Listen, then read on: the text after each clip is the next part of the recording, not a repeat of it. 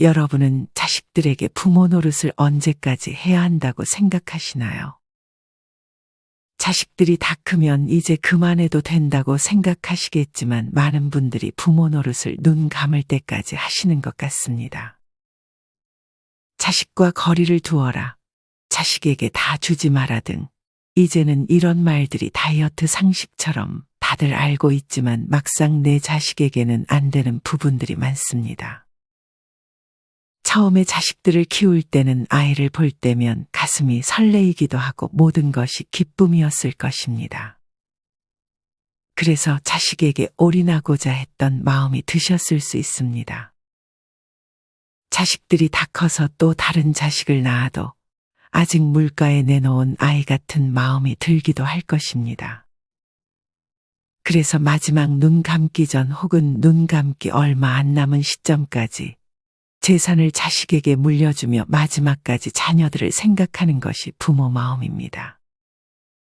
이렇게 부모는 눈 감을 때까지 자식들에게 주지만 자식들의 마음은 부모와 같지 않습니다.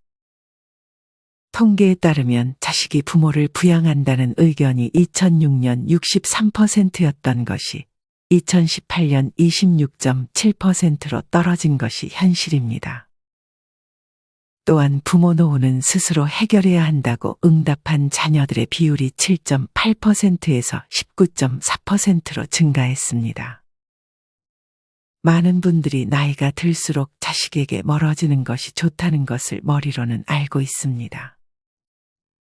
직접 이를 실천하시는 분들은 자식을 손님이라 생각하기도 합니다. 내게 온 반가운 손님들, 20년 귀하게 대접하다가 떠날 땐 아쉽지만 놓아주는 것입니다. 심지어 자식들이 집에 와도 반가운 티를 내지 않는 부모님들도 계십니다. 이처럼 현명한 노후를 보내는 분들은 손님이 있는 동안 챙기지 못했던 나의 삶을 이젠 잘 살아갑니다. 여러분은 어떠신가요? 여기 자식들이 주말에 김씨 할머니의 집에 방문했습니다. 하지만 어쩐 일인지 할머니는 문만 열어주고 다시 방으로 들어갔습니다. 어머니 저 왔어요. 웬일이냐? 엄마 보러 왔죠? 난 바쁘니 쉬었다 가라. 할머니는 자식들과 손주에게까지 눈길도 안 주고 방문을 걸어 잠갔습니다. 언뜻 서운함이 느껴지는 할머니와 자식들에게는 어떤 사연이 있었을까요? 할머니는 어릴 적 10살도 채 되기 전에 어머니가 지병으로 세상을 떠나게 되면서 가족 모두 함께 농사를 지으러 작은 시골 마을로 이사를 했습니다. 그렇게 가족들과 논농사와 콩농사를 지으며 생계를 꾸리다 할머니는 19의 고운 나이에 띠동갑 연상의 군인이었던 남편을 만나 결혼을 했습니다. 결혼하고 초반에 남편은 너무 다정했고 그렇게 어머니의 빈자리를 느끼지 못할 만큼 할머니는 행복한 하루하루를 보냈습니다. 하지만 그 행복은 오래가지 못했습니다. 전쟁이 발발하며 다른 나라로 파병을 가게 된 남편은 무사히 돌아와 할머니와 2명의 자식을 낳았지만 시간이 갈수록 남편은 전쟁 후유증으로 인해 알코올 중독자가 되었습니다. 사람이 전쟁이나 고문, 자연재해, 사고 같은 큰 사건을 겪은 뒤에는 공포감이나 불안, 우울증이나 불면증을 경험하게 되는데 김씨 할머니의 남편도 이를 피할 수 없었습니다. 할머니의 남편은 점점 술을 마시는 빈도가 높아졌고 심지어 폭력을 행사하기도 했습니다. 남편과 좋은 추억들이 많았던 할머니는 차마 남편을 두고 도망을 갈 수는 없었지만 자식들을 맞고 살게 키울 수가 없어 고향에 있는 이복 동생의 집에 자식들을 맡겼습니다. 할머니는 자식들이 어딜 가든 지금 여기보다는 나을 것이라 생각했습니다. 하지만 자식들은 그곳에서 심한 차별을 겪어야 했습니다. 할머니는 농사를 하며 번 돈을 이복 동생에게 보냈음에도 할머니의 자식들에게 제대로 밥을 주지 않았고 힘든 일을 도맡아 시켰습니다. 얘 빨리 일어나지 못해? 밥값 해야 할 거 아니야? 여기도 집안 사정이 넉넉하지 않았기에 자식들은 꿀꿀이 죽을 먹어야 했습니다. 꿀꿀이 죽은 돼지 먹이로 사용해야 할 정도의 조악한 재료가 들어갔는데 대부분은 미군 부대의 병영에서 식사를 끝내고 버린 음식물 쓰레기였습니다. 휴전 이후에도 우리나라의 사정이 워낙 궁핍했던 탓에 1970년대 초중반까지도 미군 부대 근처 시장이나 골목의 허름한 식당에서 많이 팔았던 것이 꿀꿀이 죽이었습니다. 이렇게 자식들은 부모 곁을 떠나 힘든 어린 시절을 보내야 했습니다. 하지만 남편이 세상을 떠나고 할머니는 다시 자식들을 집으로 오게 할 수 있었습니다. 이때 할머니는 그간 자식들을 스스로 못 키운 것에 많은 죄책감을 느껴 모든 것을 자식을 위해 희생하며 살았습니다. 자식들은 그저 공부만 할 수 있게 집안일도 일도 모두 할머니 스스로 도맡아 하며 자식들이 하고 싶다는 것은 아낌없이 지원해줬습니다. 그렇게 오랜 시간이 지나서 자식들도 모두 결혼을 했습니다. 김씨 할머니는 그래도 꽤 긴 시간 뒷바라지를 하며 자식들을 출가시키니 마음이 한결 가벼웠습니다. 자식들이 독립을 해도 집에 자주 찾아왔고 자식들이 집에 올 때면 자식들을 위해 이것저것 싸주며 결혼했음에도 챙겨주고 싶은 마음이 가득한 할머니였습니다. 그렇게 가득 챙겨줄 때마다 할머니는 정성스레 쓴 손편지도 같이 건네주었습니다. 며느리도 어찌나 착하던지 집에 올 때마다 엄마 엄마 하며 아주 살갑게 할머니를 대해줬습니다. 엄마, 어디 아픈 데는 없으시죠? 부탁할 거 있으면 언제든 얘기하세요. 그래, 고맙다, 새아가.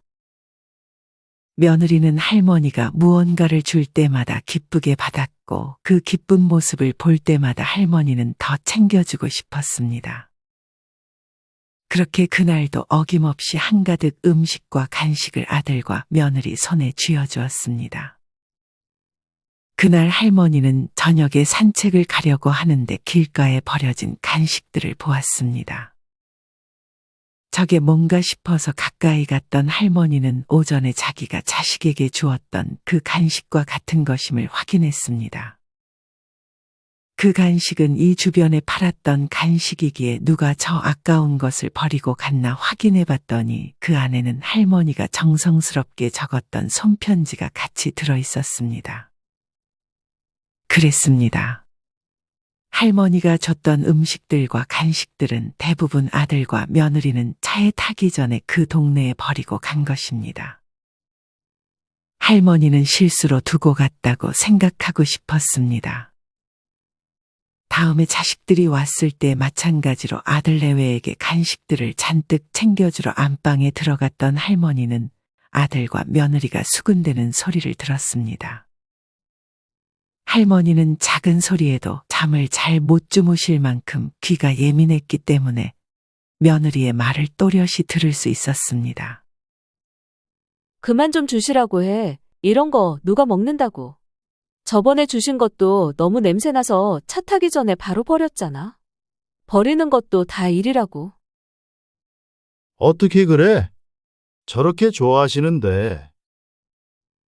그때 버려진 간식이 실수가 아니었다는 것을 할머니는 그제서야 깨달았습니다. 할머니는 그 자리에서 두 손 한가득 들고 있던 간식들을 내려놓았습니다. 그러고는 다시 거실로 나와서 아이고, 내가 너네 주려고 간식을 사놓는다는 걸 오늘은 깜빡했나 보구나. 나이 드니 기억이 영 가물가물하네. 다음에는 꼭 챙겨주마. 그래, 괜찮아, 엄마. 맞아요. 아직 주신 간식들도 집에 많이 있어요. 라고 말하며 좋아하는 표정을 숨기지 못하는 며느리의 모습을 보며 할머니는 씁쓸했습니다. 그래도 자식 온다고 음식을 만들어서 싸놓았던 도시락을 자식들에게 건네며 이거라도 가져가라고 했습니다. 순간 며느리의 표정은 일그러졌습니다. 하지만 할머니는 애써 무시하며 아들에게 도시락을 건네주었습니다. 아들 부부가 차에 타는 모습을 할머니는 지켜봤습니다. 하지만 얼마 안 가 아들 내외는 마트에서 노란색 비닐봉투를 사고 나왔습니다. 그 자리에서 며느리가 눈살을 찌푸리며 할머니가 준 도시락에 있는 음식들을 모조리 쓰레기 봉투 안에 담고 할머니 집 건물 앞에 버리고 다시 출발했습니다. 그 음식은 할머니가 잠도 줄여가며 이른 새벽부터 만든 음식들이었습니다. 그 다음에 자식들이 찾아왔을 때 할머니는 며느리가 음식을 버린 사실을 모른 채 했습니다. 대신 몸이 불편하다며 오늘은 줄 것이 없다고 말했습니다. 요새 몸이 안 좋아서 뭐 하나 줄 게 없구나. 그러자 며느리는 뻔뻔스럽게 답합니다. 어머니 저번에 해주신 김치볶음 너무 맛있었는데 서운해요. 할머니는 그런 며느리가 가증스러웠지만 이걸 말한다고 한들 관계만 더 나빠지니 그냥 나 하나 모른 척하고 앞으로 안 챙겨주면 된다고 생각했습니다. 생각해보니 이제껏 집에 올 때면 뭐 하나 챙겨오는 것도 없고 왜 자꾸 집에 오는지도 궁금했습니다. 그렇다고 올 때마다 할머니에게 말을 걸기보다는 자기들끼리 이야기할 때가 많았습니다. 할머니는 며느리가 잠깐 외출한 사이 아들에게 물었습니다. 너네 처가댁에는 자주 가니? 그럼 처가댁에 갈 때면 매일 고급 와인이랑 좋은 거 사다가 포장해서 들고 간다고. 하며 눈치 없는 아들은 자기가 처가댁에 얼마나 잘하는지 자기 어머니에게 자랑했습니다. 할머니 집에 올 때는 이제껏 딱 한 번 마트에 파는 10,000원 조금 넘는 음료수 세트를 사온 적이 전부였습니다. 하지만 아들의 자랑은 거기서 멈추지 않았습니다. 저번에 장인어른이랑 50만 원짜리 하는 고급 와인 마셨는데 맛이 기가 막히더라고. 그리고 그 근처에 새로 생긴 음식점이 있는데 어찌나 맛있던지. 이렇게 자랑하며 끝까지 엄마 데리고 한번 가야겠다는 빈말조차 하지 않았습니다. 할머니는 며느리가 빈손으로 올 때마다 그냥 요새 물가도 많이 오르고 살기 힘드니 이해하고 넘어갔지만 자기 친정 챙길 때는 그렇게 돈을 많이 쓴다는 사실을 이제야 알았습니다. 이 눈치 없는 아들놈은 할머니의 씁쓸한 표정을 보고 그제서야 말을 돌립니다. 그건 그렇고 이 집 시세 많이 올랐더라, 엄마. 기분 좋겠어? 많이 오르고 말고가 뭐가 중요해? 어차피 죽을 때까지 이 집에서 살 건데. 이후 할머니가 잠깐 친구와 통화를 하러 안방에 들어간 사이 아들과 며느리는 집안 구석구석을 보기 시작합니다. 할머니가 전화를 마치고 거실로 나가려는데 소곤소곤하는 말소리가 들려왔습니다. 여기는 우리 우주 공부방으로 하면 될 것 같고 저 큰 방을 자기랑 나랑 쓰면 될 것 같은데. 요새 시세가 많이 올라서 지금 팔면 아주 딱이긴 한데 그냥 사는 것도 나쁘지 않을 것 같네. 근데 언제쯤 우리 여기로 이사 올 수 있는 거야? 조금만 기다려. 요새 엄마가 치매기가 있는 것 같으니까. 저번에도 우리 주려던 간식 사놓은 줄 알았는데 안 사놓으신 걸 보면 확실하다니까. 원래 엄마가 그런 거 절대 잊어버리지 않거든. 조만간 치매가 올 게 분명해. 동생은 어차피 이 집에 잘 오지도 않으니까 분명 우리한테 넘겨주실 거야. 그니까 이 집 오기 싫어도 조금만 참아요, 뭐.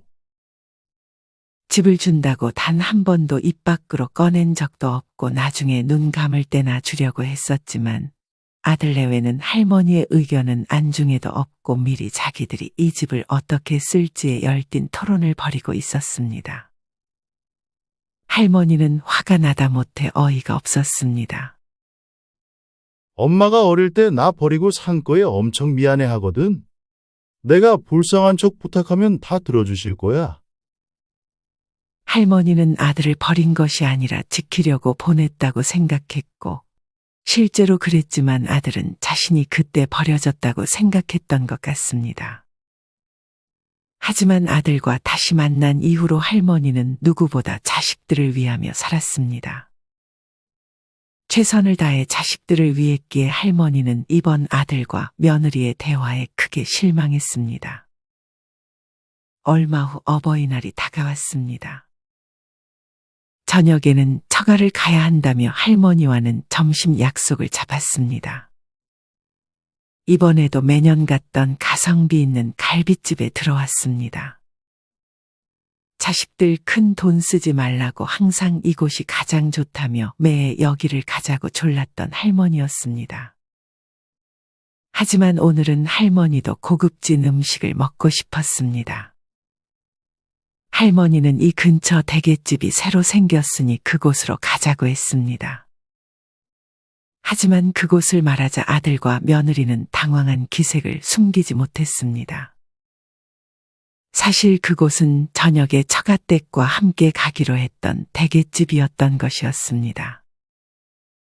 며느리는 손주 핑계를 대며 손주가 해산물을 싫어한다고 말했습니다.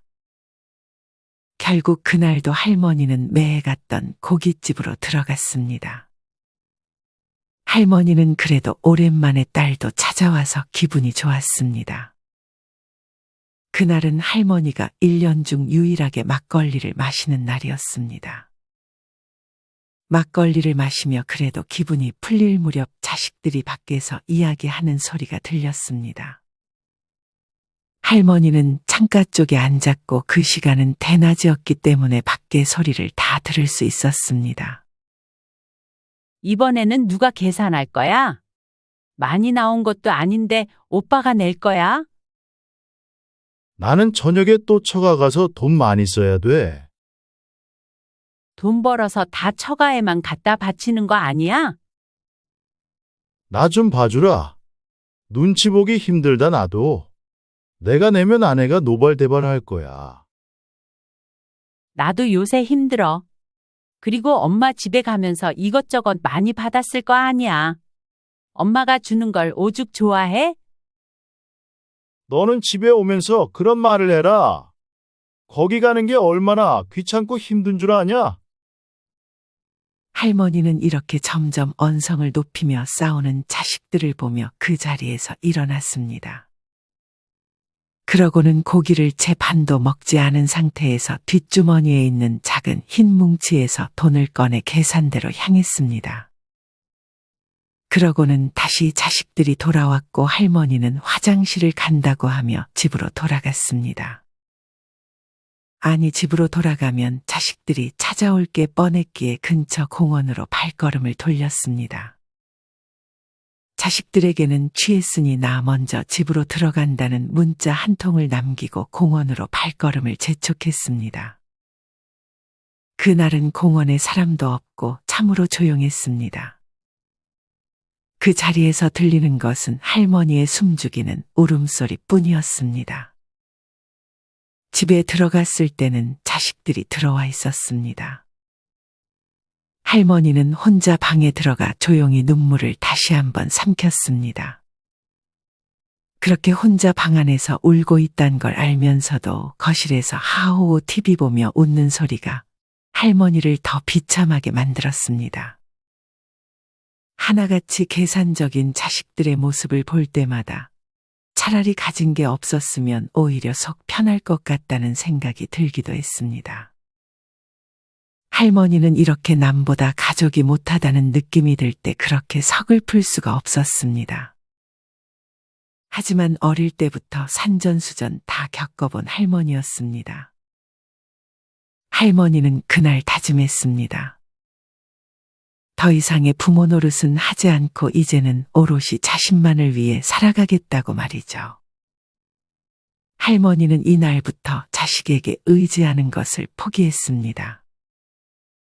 예전에는 자식들에게 미안해하면서도 이런 부탁 저런 부탁을 했었는데 그렇게 할머니가 부탁할 때면 자식들은 억지로 하기 일쑤였습니다.